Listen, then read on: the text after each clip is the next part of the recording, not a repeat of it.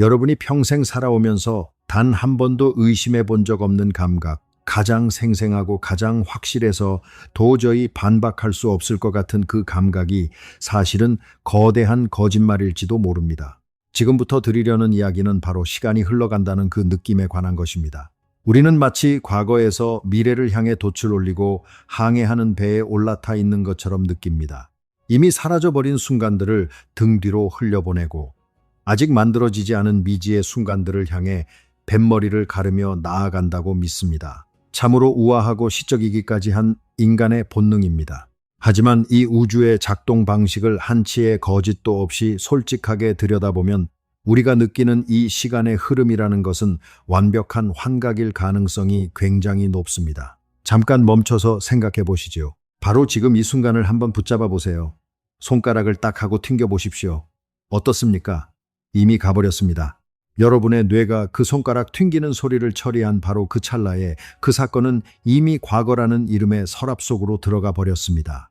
우리는 본질적으로 언제나 약간의 지연 속에서 과거의 메아리를 들으며 살아가고 있는 셈입니다. 그런데 정말로 밤잠을 설치게 만드는 질문은 신경학적인 것이 아닙니다. 철저하게 물리학적인 질문입니다. 만약 누군가 여러분에게서 손목시계를 빼앗아 버리고 창문을 가려 해가 뜨고 지는 것을 못 보게 만들고 심지어 여러분 자신의 심장 박동조차 느끼지 못하게 만든다면 여러분은 도대체 시간이 흘러갔다는 것을 어떻게 알아차릴 수 있을까요? 한 발 더 나아가 이번에는 우주를 통째로 비워보겠습니다. 은하도 별도 빛도 원자 하나하나까지 전부 다 뜯어내 버리는 겁니다. 이제 남은 것은 아무것도 없습니다. 그저 완벽하게 깜깜하고 소리조차 없는 절대적인 무의 상태뿐입니다. 그 어떤 것도 변하지 않고 그 어떤 것도 움직이지 않는 그 완벽한 허무 속에서도 과연 시간은 흐르고 있을까요? 그 절대적인 무의 공간에서 100만 년이 흘러간 것과 단 1초가 흘러간 것 사이에 도대체 무슨 차이가 있을까요? 바로 이 지점에서 우리가 그토록 믿어 의심치 않던 본능이 단단한 벽에 부딪히고 맙니다. 여러분은 아마 속으로 이렇게 말씀하시겠지요. 당연히 시간은 흐르지 지켜보는 사람이 아무도 없어도 시간은 가는 거라고요. 그런데 그것을 어떻게 그렇게 확신하십니까? 여러분이 손목시계를 내려다보며 시침과 분침이 앞으로 나아가는 것을 볼 때 여러분은 사실 시간 그 자체를 보고 있는 것이 아닙니다. 여러분이 보고 있는 것은 그저 시계 안에서 서서히 풀려가는 태엽이나 미세하게 진동하고 있는 수정 부품일 뿐입니다. 다시 말해 우주라는 공간 속에서 움직이고 있는 물질을 지켜보고 있는 것이죠. 우리가 시간을 측정한다고 할 때 단 하나의 예외도 없이 우리는 사실 움직임을 측정하고 있는 겁니다.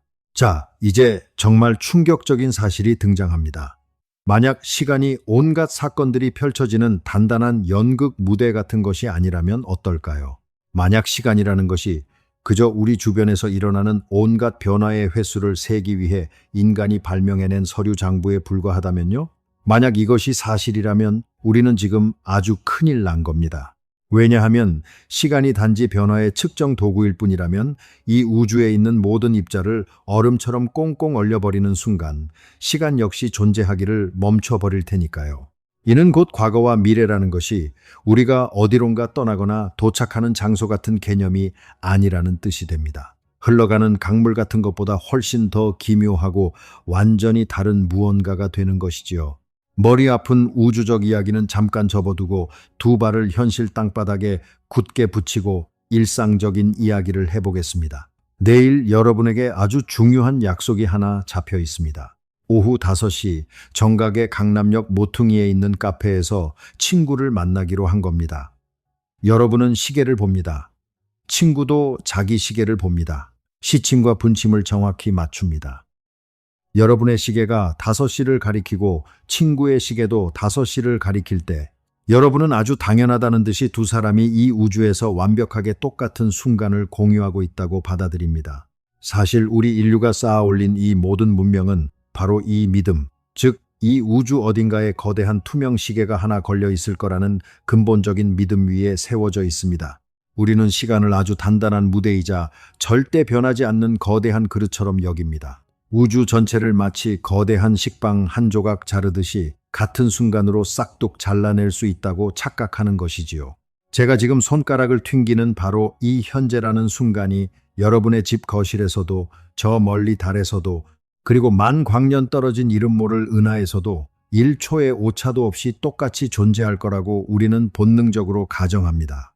비록 그 먼 은하에서 출발한 빛이 우리 눈에 도달하기까지는 엄청난 시간이 걸리겠지만 적어도 그곳에서 벌어지고 있는 일 자체는 제가 여기서 손가락을 튕기는 것과 동시에 일어나고 있다고 철석같이 믿는 겁니다. 상식이라는 것이 원래 그렇게 속삭이니까요.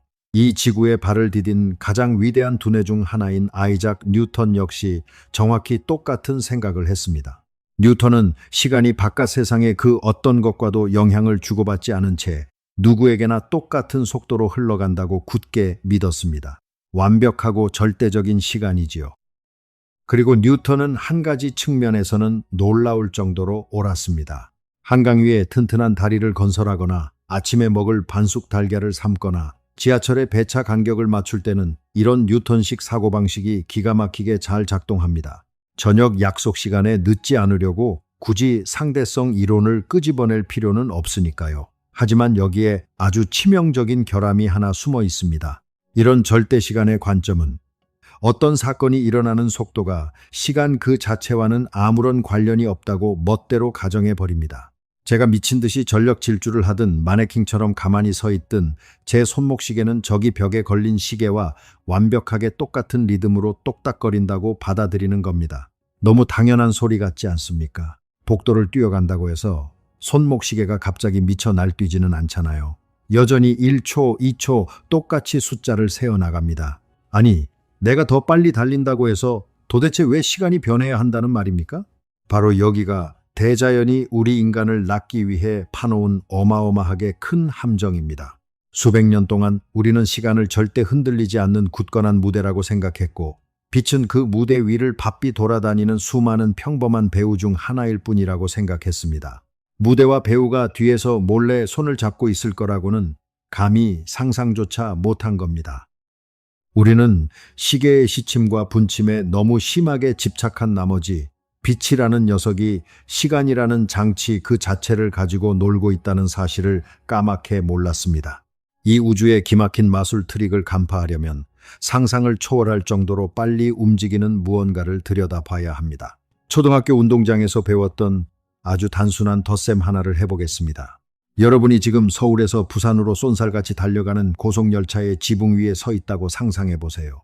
바람을 가르며 선 여러분은 손에 든 테니스공을 기차가 가는 방향을 향해 있는 힘껏 던집니다. 여러분의 시선에서 그 공은 적당히 빠른 속도로 날아갈 겁니다. 하지만 기차역 승강장에 조용히 서서 그 지나가는 열차를 구경하고 있는 사람의 눈에는 아주 논리적이고 당연한 일이 벌어집니다. 승강장에 있는 사람의 눈에는 여러분이 공을 던진 속도에 열차의 속도까지 더해져서 공이 그야말로 무시무시한 속도로 날아가는 것처럼 보일 겁니다. 이것이 바로 우리가 아는 상식이지요. 속도는 더해지는 겁니다. 자, 그럼 이제 그 테니스 공은 주머니에 집어넣고 아주 밝은 손전등을 하나 꺼내보세요. 열차가 달리는 앞 방향을 향해 스위치를 떱니다. 빗줄기가 뿜어져 나갑니다. 달리는 기차 지붕 위에 있는 여러분은 그 빛이 언제나 그렇듯 초속 30만 킬로미터라는 어마어마한 속도로 여러분에게서 멀어지는 것을 봅니다. 이때 우리의 본능은 핏대를 세우며 소리를 지릅니다. 승강장에 서 있는 사람은 저 빛을 훨씬 더 빠르게 봐야 정상이지 열차 속도에다가 저 엄청난 빛의 속도까지 더해야 하잖아. 안 그래? 아니요. 틀렸습니다. 바로 이 순간이 우주가 우리 얼굴에 아주 묵직한 돌직구를 날리는 순간입니다. 실제로 이 상황을 측정해보면 정말 기가 막힌 결과가 나옵니다. 승강장에 서 있는 사람은 그 빛이 여러분이 기차 위에서 본 것과 완벽하게 똑같은 속도로 날아가는 것을 보게 됩니다. 단 1km도 더 빠르지 않고 단 1km도 더 느리지 않게요. 우주는 여러분이 덜컹거리는 기차 위에 있든 최첨단 우주 왕복선에 타고 있든 그런 것에는 눈꼽만큼도 신경 쓰지 않습니다. 빛은 언제나 그 어떤 상황에서도 누구에게나 항상 완벽하게 똑같은 속도로 움직입니다. 이것이 얼마나 말도 안 되는 소리처럼 들리느냐 하면 저와 여러분이 서로를 향해 전속력으로 마주보고 달려가고 있는데도 우리 둘 사이의 거리가 좁혀지는 속도는 조금도 빨라지지 않는다는 것과 비슷한 겁니다. 우리의 뇌 구조를 완전히 부숴버리는 이야기지요. 하지만 이것이 도대체 무슨 의미인지 곰곰이 씹어보세요. 속도라는 것이 무엇입니까? 속도는 마법이 아닙니다. 속도는 그냥 단순한 비율이에요. 여러분이 이동한 거리를 그 거리를 이동하는데 걸린 시간으로 나눈 겁니다. 거리 나누기 시간. 재료는 딱 이 두 개뿐입니다. 만약 여러분과 제가 모두 빛이 완벽하게 똑같은 속도로 날아가는 것을 보고 있는데 여러분은 미친 듯이 움직이고 있고 저는 가만히 서 있다면 이것은 뭔가 심각하게 잘못된 겁니다. 나머지 모든 조건이 다 변하고 있는데도 불구하고 빛의 속도가 절대 변하지 않고 고정되어 있을 수 있는 방법은 딱 하나밖에 없습니다. 바로 계산의 재료 자체를 뜯어 고치는 겁니다. 만약 속도가 절대 변할 수 없다면 그때 변해야만 하는 것은 바로 공간과 시간입니다. 이 말도 안 되는 계산식을 어떻게든 맞춰내기 위해서 빛이 그 잘난 절대 왕좌에서 내려오지 않게 만들어주기 위해서 우주는 아주 극단적인 일을 저질러야만 합니다. 바로 움직이고 있는 여러분의 시간을 길게 느려버리고 여러분의 공간을 쪼그라뜨려 버리는 것이지요. 결과적으로 여러분이 겪는 1초는 이제 가만히 서 있는 제가 겪는 1초와 길이가 같지 않습니다. 시간은 고정된 것이 아니에요. 시간은 고무줄처럼 유연하고 빛의 속도를 지켜내기 위해서라면 씹던 풍선껌처럼 쭉쭉 늘어납니다. 아마 지금 여러분의 뇌는 방금 들으신 말씀을 어떻게든 거부하려고 발버둥 치고 있을 겁니다. 빛이 어쩌고 저쩌고 하는 것은 알겠는데 그것은 그냥 수학자들이 종이 위에서나 하는 말장난이잖아. 내 삶은 진짜고 내 시계가 째깍거리는 1초는 현실이라고 외치고 싶으실 겁니다. 하지만 안타깝게도 아닙니다. 이 우주에 존재하는 모든 것들, 여러분, 저, 그리고 이 거대한 행성 전체에는 절대 끌 수 없는 엔진이 하나 달려있고 고정된 속도가 하나 할당되어 있습니다. 우리는 현실이라는 공간 속을 항상 가능한 한 가장 빠른 최고 속도로 질주하고 있습니다. 다만 이 현실에는 두 개의 방향, 즉 공간과 시간이라는 차원이 존재할 뿐입니다. 여러분이 지금 계기판의 바늘이 항상 시속 100km에 고정되어 있고 브레이크도 가속 페달도 없는 자동차에 타고 있다고 상상해 보세요. 여러분은 곧장 북쪽을 향해, 다시 말해 미래를 향해 달리고 있습니다. 여러분은 자신의 모든 속도와 에너지를 오직 시간 속으로 나아가는 데에만 쏟아붓고 있는 겁니다. 바로 이렇기 때문에 여러분이 푹신한 소파에 파묻혀서 손가락 하나 까딱하지 않고 가만히 있을 때조차도 여러분은 우주에서 가능한 가장 빠른 최고 속도로 늙어가고 있는 겁니다. 여러분의 모든 이동 예산을 내일로 여행하는데 전부 쏟아붓고 있으니까요. 그럼 여기서 핸들을 휙 꺾어버리면 어떻게 될까요? 북쪽이 아니라 동쪽, 즉 공간 속에서 움직이기로 결정한다면요. 여러분이 낼 수 있는 총속도는 아까 시속 100km로 고정되어 있다고 했지요. 절대 변할 수 없으니까 여러분이 속도의 일부를 공간을 이동하는 데 써버리면 그만큼 시간 쪽으로 달려가던 속도에서 무조건 깎아내야만 합니다. 즉 공간 속에서 빠르게 움직이면 움직일수록 시간 속에서 미래로 나아가는 여러분의 속도에는 강제로 브레이크가 걸리게 됩니다. 이것은 무슨 멋들어진 철학적 은유가 아닙니다. 아주 물리적이고 진짜로 일어나는 교환 거래입니다.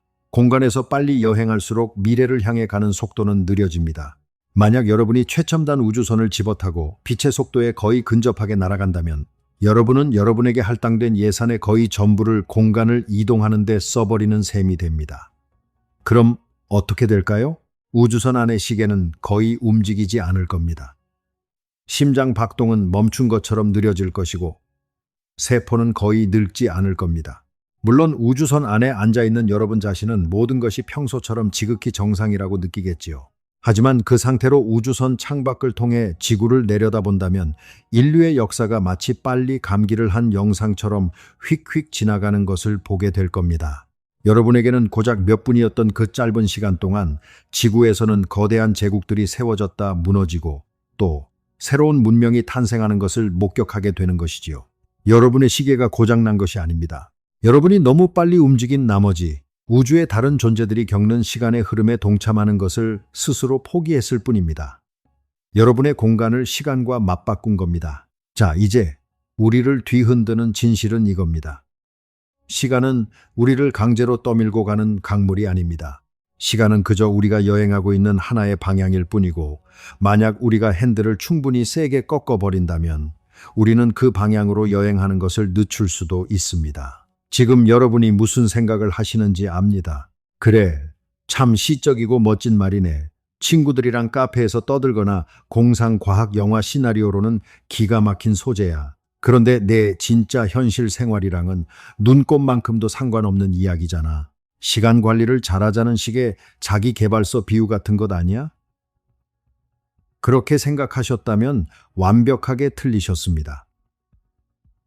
지금 들려드리는 것은 뜬구름 잡는 철학이 아닙니다. 이것은 그야말로 순도 100%의 실전 공학 이야기입니다. 만약 시간이 고무줄처럼 늘어난다는 이 황당해 보이는 소리가 진짜가 아니었다면 우리 현대사회 전체가 단 몇 시간 만에 와르르 붕괴해버렸을 거라는 이야기를 지금부터 해드리겠습니다. 지금 당장 주머니에서 스마트폰을 꺼내보세요. 그리고 지도 앱을 켜보십시오. 여러분이 지금 정확히 어느 동네 어느 골목 모퉁이에 서 있는지를 소름 돋게 정확히 짚어내는 그 파란색 점을 보세요. 그 파란 점이 여러분의 화면에 제대로 나타나려면 여러분의 폰은 지금 이 순간에도 지구 궤도를 시속 약 1만 4천 킬로미터라는 무시무시한 속도로 돌고 있는 인공위성 네트워크와 끊임없이 대화를 나누어야 합니다.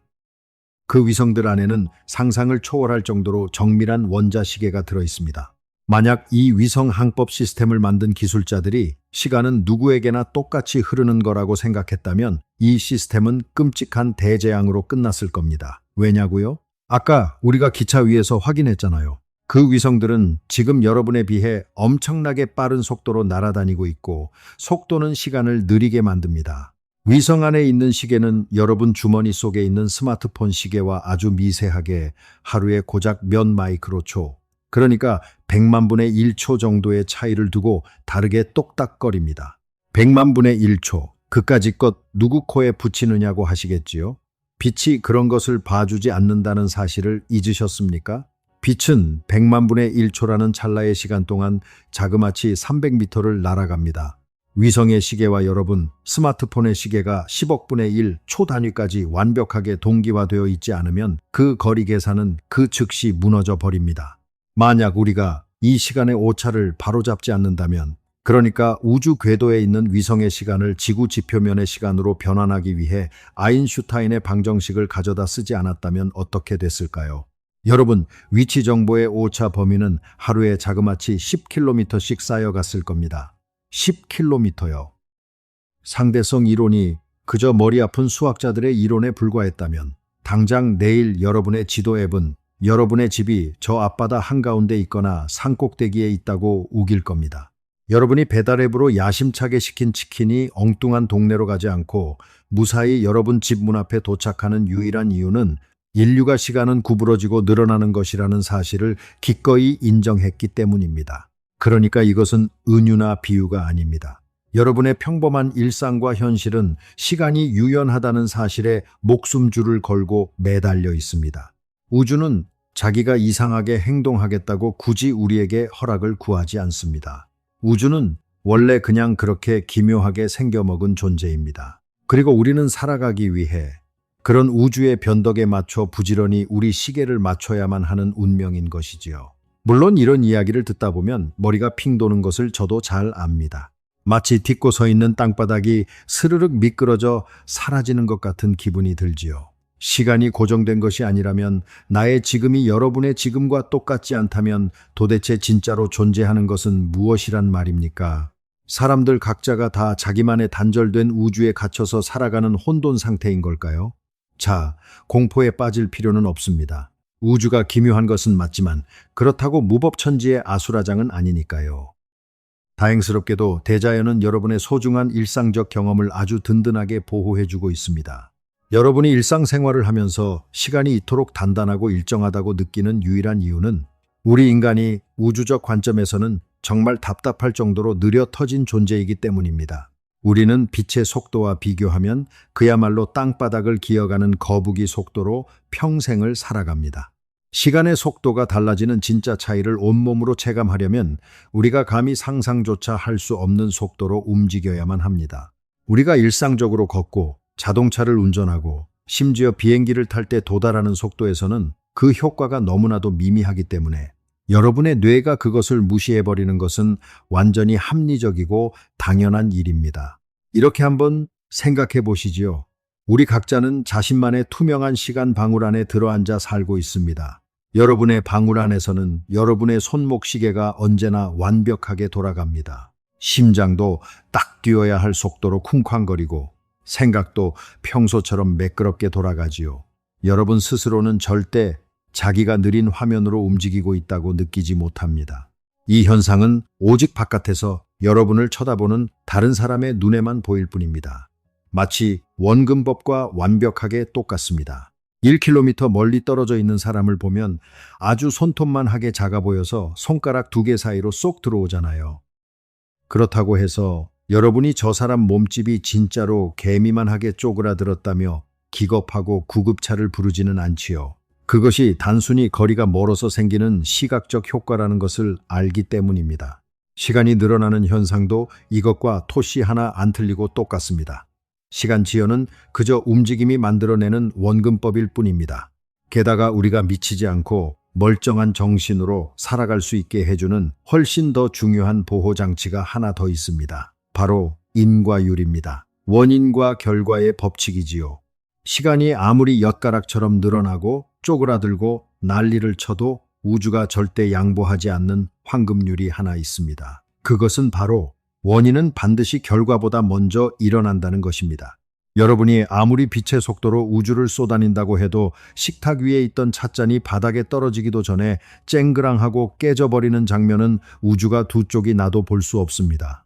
누군가 메시지를 보내지도 않았는데 여러분의 폰에 알림이 울리는 일도 절대 없지요. 진짜 중요한 일들의 순서 자체는 절대로 뒤바뀌지 않습니다. 우주는 우리가 시간이 얼마나 지났는지를 두고 서로 투닥거리며 논쟁하는 것은 너그럽게 허락해주지만 어떤 일이 먼저 일어났는지라는 문제에 대해서는 절대 이견을 용납하지 않습니다. 그러니 안심하셔도 됩니다. 여러분의 현실은 아주 안전하게 보호받고 있습니다. 다만 여러분이 현재 혹은 지금 이 순간이라고 부르며 소중히 여기는 그 경험이 사실은 바깥 세상에서 강제로 주입한 보편적인 진리가 아니라 여러분 자신에게만 특별히 주어진 아주 개인적인 경험이라는 것을 새롭게 깨달았을 뿐이지요. 여러분과 우주가 맺고 있는 아주 내밀한 1대1 관계, 그 자체 말입니다. 찬찬히 곱씹어보면 참으로 아름다운 이야기 아닙니까? 이제 여러분은 스스로에게 이렇게 묻고 계실 겁니다. 그래, 시간이 늘어나고 줄어드는 그 마술쇼 같은 이야기는 잘 알겠어. 완전 흥미진진하네. 그런데 내가 무슨 우주 비행사도 아니고 인공위성 만드는 연구원도 아닌데 이것을 안다고 내 인생에 대체 무슨 도움이 되는데? 이 깨달음은 여러분 차에 달린 내비게이션보다 훨씬 더 중요하고 어마어마한 일을 해냅니다. 바로 이 우주가 온갖 우연이 남발하는 뒤죽박죽, 쓰레기장처럼 보이지 않게 꽉 잡아주는 역할을 하거든요. 물리학자들이 이 진리를 깨닫기 전까지만 해도 우리 손에는 두 권의 서로 다른 장부가 있었습니다. 첫 번째 장부에는 물건들이 어디에 있는지, 즉 공간을 적었지요. 위, 아래, 왼쪽, 오른쪽. 그리고 두 번째 장부에는 사건들이 언제 일어나는지, 즉 시간을 적었습니다. 어제, 오늘, 내일. 우리는 대자연의 현상들을 이 두 개의 장부에 억지로 쑤셔 넣으려고 끙끙댔지만 상황이 극단적으로 돌아가면 계산이 죽어도 안 맞는 겁니다. 이것은 마치 지구라는 둥근 행성의 지도를 평평하고 납작한 종이 위에 완벽하게 그려보겠다고 아등바등하는 것과 똑같습니다. 여러분, 동네 골목길 약도를 그릴 때는 통하겠지요. 하지만 전 세계를 한 장의 종이 위에 펼쳐놓으려고 하면 대륙의 모양이 흉하게 일그러지고 거리의 비율이 엉망진창이 되어서 아무런 쓸모가 없어집니다. 시간이 유연하다는 사실을 받아들였을 때 우리가 얻게 된 그 압도적인 보상은 바로 이 낡아빠진 두 권의 장부를 쓰레기통에 시원하게 던져버리고 완벽하게 새로운 한 권의 통합 장부를 얻게 되었다는 겁니다. 우리는 이제 우리가 공간과 시간이라는 두 개의 분리된 장소에 사는 것이 아니라는 것을 알게 되었습니다. 우리는 그 두 개가 하나로 뒤섞여 반죽처럼 뭉쳐진 덩어리 속에 살고 있는 겁니다. 단 하나의 직물, 단 하나의 천조각 위에서 말이죠. 아주 두꺼운 백과사전을 정면에서 쳐다본다고 생각해 보세요. 여러분 눈에는 그 책의 너비가 보일 겁니다. 자, 이제 그 책을 옆으로 90도 휙 돌려볼까요? 이제 여러분의 눈에는 책의 두께가 보입니다. 너비는 어디론가 사라지고 두께로 변신해 버렸지요. 이 둘은 시점만 바꾸면 언제든 서로의 자리를 대신할 수 있습니다. 완벽하게 여러분이 책을 어떻게 쳐다보느냐에 달려 있을 뿐입니다. 우리의 움직임이라는 것이 바로 현실 우주를 상대로 이 똑같은 마술을 부립니다. 빠르게 움직인다는 것은 책을 90도로 돌려보는 것과 똑같습니다. 가만히 서 있는 사람에게는 시간이었던 것이 빠르게 움직이는 사람에게는 부분적으로 공간으로 탈바꿈합니다. 혹은 그 반대도 가능하지요.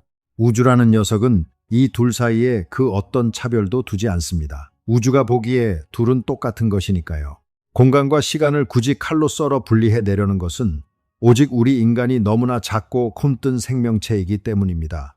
이것이 왜 그렇게까지 중요한 문제일까요? 왜냐하면 세상 사람 누구나 한 번쯤은 들어봤지만 정작 아무도 제대로 이해하지 못하는 아인슈타인의 그 유명한 공식, E 등호 MC 제곱이 바로 이 원리 덕분에 작동하기 때문입니다. 그 공식은 우리가 손으로 만질 수 있는 딱딱한 물질이라는 것이 사실은 이 어마어마한 시공간이라는 직물 속에 갇힌 채 꽁꽁 얼어붙어 있는 거대한 에너지 덩어리에 불과하다는 것을 말해줍니다. 이처럼 시공간을 하나로 합쳐서 보는 통찰력이 없었다면 우리는 저 하늘의 태양이 왜 눈부시게 빛나는지 영원히 이해하지 못했을 겁니다. 원자력 에너지가 도대체 어디서 튀어나오는지도 알 길이 없었겠지요. 그 모든 현상들이 그저 설명할 길 없는 미스터리한 마법에 불과했을 겁니다. 하지만 여기서 끝이 아닙니다. 매일매일 여러분 눈앞에서 벌어지는 또 다른 엄청난 일상적 현상이 있습니다. 공간과 시간을 하나의 거대한 천으로 꿰매어버린 바로 그 순간, 인류는 가장 오래되고 근본적인 질문에 대한 해답을 찾았습니다. 너무 뻔해서 차마 묻기조차 민망했던 질문, 물건들은 대체 왜 아래로 떨어질까? 숨 들이켜고 꽉 잡으세요. 여러분이 여태껏 알고 있던 중력이라는 녀석은 학교에서 선생님들이 가르쳐준 그 동화책 같은 이야기와는 차원이 완전히 다릅니다. 수고스럽더라도 작은 실험 하나만 해주시지요. 집에 있는 열쇠 꾸러미나 책상 위에 있는 펜을 하나 집어드세요. 허공에 들어올렸다가 툭 하고 놓아보십시오. 당연히 바닥으로 뚝 떨어져서 소리를 내며 부딪힙니다. 여러분은 평생 동안 이것이 지구가 그 물건을 아래로 잡아당기기 때문이라고 배워왔을 겁니다. 우리는 무의식적으로 중력을 사물들을 땅 밑으로 쑥쑥 빨아들이는 보이지 않는 밧줄이나 땅속 깊은 곳에 파묻혀 있는 거대한 자석 같은 것이라고 상상합니다. 뉴턴이 우리에게 이 그럴싸한 아이디어를 팔았고 너무나도 직관적이고 뻔해 보였기 때문에 우리 모두가 그 주장을 덥석 사버린 겁니다. 당장 몸무게가 느껴지고 밑으로 끌어내리는 힘이 느껴지잖아요. 하지만 이것은 새빨간 거짓말입니다. 그곳에는 밧줄 따위도 없고 여러분의 열쇠 꾸러미를 잡아당기는 보이지 않는 힘 같은 것도 없습니다. 우리가 방금 전까지 이야기했던 그 시공간의 직물을 다시 머릿속에 떠올려 보세요. 아주 푹신푹신한 스펀지 매트리스 한가운데에 무겁고 단단한 볼링공을 툭 올려놓는 겁니다. 어떻게 되지요? 매트리스가 움푹 파이면서 볼링공 주변으로 둥글게 곡선이 만들어집니다. 그리고 아까 우리가 확인했던 대원칙을 다시 떠올려 보세요. 이 우주의 모든 것은 단 하나의 예외도 없이 항상 미래를 향해 이동하고 있다는 사실 말입니다. 여러분이 손에 쥐고 있던 그 열쇠 역시 그냥 가만히 죽어 있는 것이 아닙니다. 시간이라는 터널을 뚫고 미래를 향해 전속력으로 질주하고 있는 중이었어요. 지구라는 엄청난 질량을 가진 덩어리가 하는 일은 열쇠를 잡아당기는 것이 아니라 바로 열쇠가 나아가는 길, 시공간 자체를 푹 파이게 구부려 놓는 겁니다. 여러분이 열쇠를 놓아주는 순간 열쇠는 사실 그냥 자기가 가던 방향대로 똑바로 직진하려고 할 뿐입니다. 물체는 원래 가장 쉬운 길, 즉 자기 상태를 바꾸지 않는 편안한 길을 택하거든요. 그런데 지구라는 거대한 질량 때문에 시간과 공간의 매트리스가 너무 심하게 구부러져 버린 나머지 내일을 향해 똑바로 그어져 있던 직선이 이제는 앞이 아니라 아래쪽을 향해 꺾여 버린 겁니다. 그러니까 열쇠는 밑으로 떨어진 것이 아닙니다. 열쇠는 그저 미래를 향해 뻗어 있는 자신의 자연스러운 길을 따라 쭉 걸어갔을 뿐이에요. 다만 지구가 그 길을 너무 과격하게 휘어놓은 바람에 열쇠의 미래가 바닥과 쾅하고 교차해 버린 것뿐입니다. 이 진실을 깨닫고 나면 여러분이 지금 푹신한 의자에 앉아 있다는 그 평범한 감각이 뿌리째 뒤흔들리게 될 겁니다. 엉덩이와 등이 의자에 닿는 곳에서 묵직한 압박감이 느껴지시지요? 혹시 그것이 중력이 여러분을 아래로 강제로 끌어내리고 있기 때문에 생기는 압력이라고 생각하십니까? 틀렸습니다. 사실은 정반대입니다. 여러분의 의자가 여러분을 위로 맹렬하게 밀어 올리고 있는 겁니다. 시공간의 그 움푹 파인 미끄럼틀을 타고 지구 중심부로 미끄러져 내려가려는 여러분의 지극히 자연스러운 여정을 그 의자가 억지로 막아서고 있는 중이란 말입니다. 중력은 여러분을 괴롭히고 공격하는 힘 같은 것이 아닙니다. 중력은 우주의 기하학이 여러분에게 이쪽으로 가라고 길을 안내하는 표지판 같은 겁니다. 여러분이 묵직하게 무게를 느끼는 유일한 이유는 단단한 방바닥이 여러분의 우주적 여행을 떡하니 가로막고 회방을 놓고 있기 때문입니다. 중력은 시공간의 구부러짐, 그 이상도 이하도 아닙니다. 자, 이제 우리는 바다로 치면 가장 깊고 어두운 심연의 바닥에 도달했습니다. 물리학이 단순한 톱니바퀴의 역학을 뛰어넘어 감히 영원의 영역에 손끝을 대는 바로 그 지점입니다. 만약 여러분이 여기까지 말씀드린 것들, 시간이 고무줄처럼 늘어나고 공간이 매트리스처럼 구부러지며 중력이 결국 기하학에 불과하다는 사실을 전부 인정하셨다면 이제 마지막으로 가장 무시무시한 결론 하나를 받아들이셔야만 합니다. 수많은 철학자와 과학자들을 불면증에 시달리게 만든 그 소름 돋는 결론, 그것은 바로 시간 역시 공간과 마찬가지로 단순한 차원에 불과하다는 겁니다. 한번 생각해 보세요. 여러분이 길을 걸어갈 때 여러분의 등 뒤로 남겨진 공간은 도대체 어떻게 됩니까? 여러분이 집 현관문을 나서서 동네 빵집까지 걸어갔다고 해서 등 뒤에 있는 집이 뿅 하고 흔적도 없이 우주에서 지워지나요? 아니지요. 집은 그냥 여러분 등 뒤에 고스란히 남아 있습니다. 고개를 돌려 뒤를 쳐다보면 여전히 그 자리에 서 있는 집을 볼 수 있습니다. 집은 공간 속에서 꿋꿋하게 존재를 이어가고 있습니다. 만약 시간이라는 것이 공간과 똑같은 차원이라면 이런 기가 막힌 논리가 성립됩니다. 과거는 결코 사라져 없어지지 않았으며 미래 역시 아직 만들어지지 않은 채 비어 있는 것이 아니다. 현대 물리학은 우리에게 이 우주에 대한 기묘한 그림 하나를 던져줍니다.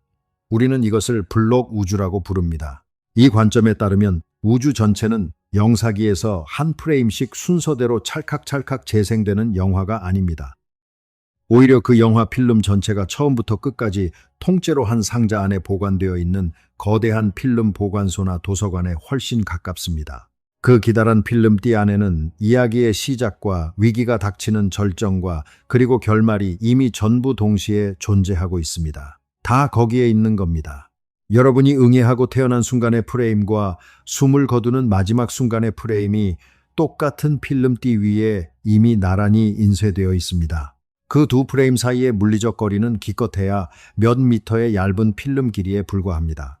물론 그 영화 속에서 살아 숨쉬는 등장인물의 입장에서는, 즉 저와 여러분 같은 사람들에게는 이 이야기가 시간 순서대로 쉼없이 흘러가는 것처럼 느껴집니다. 우리는 내일 무슨 일이 일어날지 몰라서 불안해하고 다음 장면에서 등장할 반전에 입을 떡 벌리며 놀랍니다. 하지만 우리가 그렇게 느끼는 유일한 이유는 우리의 의식이라는 녀석이 그 어두컴컴한 필름띠 위를 한 걸음 한 걸음 기어다니며 매 순간 딱 하나의 프레임에만 불빛을 비추는 아주 자그마한 손전등과 같기 때문입니다. 만약 여러분이 이 우주라는 껍질 밖으로 완전히 빠져나가서 마치 전지전능한 신이나 외부의 물리학자 같은 시선으로 이 우주를 굽어볼 수 있다면 여러분 눈에는 졸졸 흘러가는 시간 따위는 보이지 않을 겁니다. 그 대신 믿을 수 없을 정도로 거대하고 장엄하며 동시에 얼음처럼 완벽하게 멈춰있는 정적인 구조물을 보게 될 겁니다. 이 거대한 4차원 시공간의 얼음 덩어리를 쳐다보면 한쪽 구석에는 거대한 공룡들이 뛰어다니고 있고 저 반대쪽 구석에는 미래의 첨단 우주선들이 날아다니는 모습이 각자의 좌표 속에서 동시에 떡하니 존재하는 것을 보게 될 겁니다. 이 사실이 품고 있는 의미는 우리의 영혼을 뒤흔들 만큼 충격적이면서도 동시에 눈물이 날 만큼 아름답습니다. 결국 본질적으로 이 우주에서는 그 어떤 것도 진짜로 사라지거나 죽지 않는다는 뜻이니까요. 여러분이 10년 전에 겪었던 눈부시게 행복했던 그 완벽한 순간, 여러분이 뼈에 사무치도록 그리워하지만 이제는 곁에 없는 그 소중한 사람, 물리학의 눈으로 보자면 그 모든 것들은 여전히 그곳에 있습니다. 자신들만의 고유한 시공간 좌표 속에서 단 하나의 흠집도 없이 영원이라는 시간 속에 고스란히 멈춰서 있습니다. 지워진 것이 아니에요. 그저 우리의 작은 손전등이 더 이상 그 프레임들을 비추지 않고 앞을 향해 지나쳐 왔을 뿐입니다. 시간의 흐름이라는 것은 현실 우주의 근본 법칙이 아니라 우리의 의식이 만들어낸 아주 정교한 인류적 환상일 뿐입니다. 우주라는 전체의 관점에서 보면 모든 것은 거대하고 영원한 현재에 불과합니다. 자, 오늘 우리는 함께 시계라는 환상을 산산조각내 보았습니다.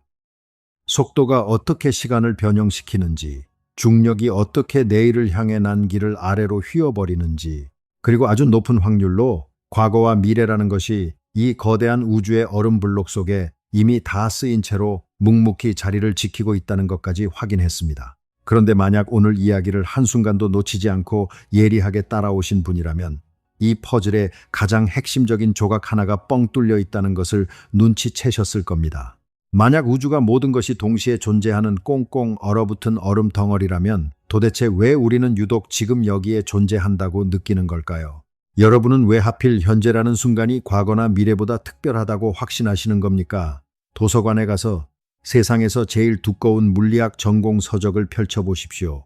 아인슈타인의 상대성 이론 방정식, 양자역학의 복잡한 수식, 뉴턴의 역학 법칙들을 밤이 새도록 들여다보세요.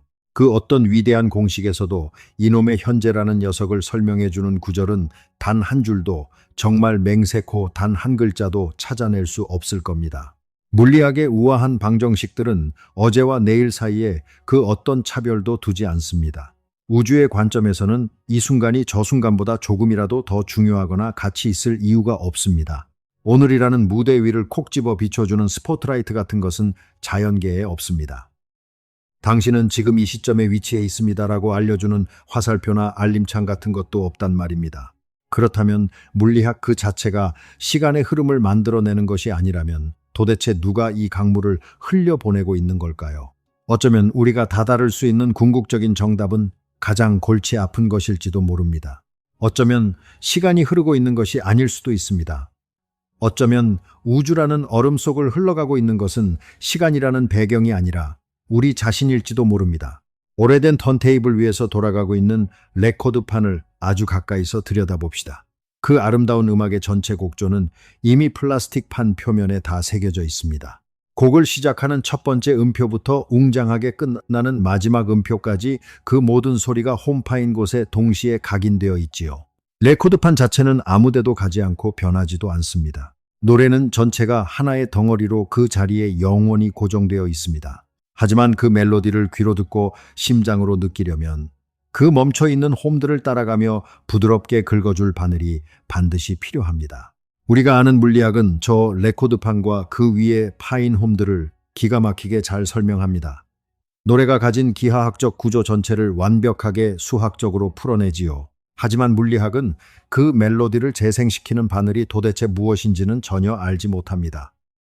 우리 뇌의 어느 부분이 혹은 우리 의식의 정확히 어떤 조각이 도대체 무슨 수로 그 거대한 우주의 레코드판을 긁어대며 그 차갑게 멈춰있는 수학적 구조물을 피가 끓고 눈물이 나는 생생한 경험으로 바꿔놓는 것인지 우리는 아직 모릅니다. 시간의 띠를 따라 천천히 앞으로 나아가면서 온 집중력을 쏟아부어 현실이라는 이름의 프레임을 매 순간 환하게 밝혀내는 주체. 그것은 결국 우리 자신일까요?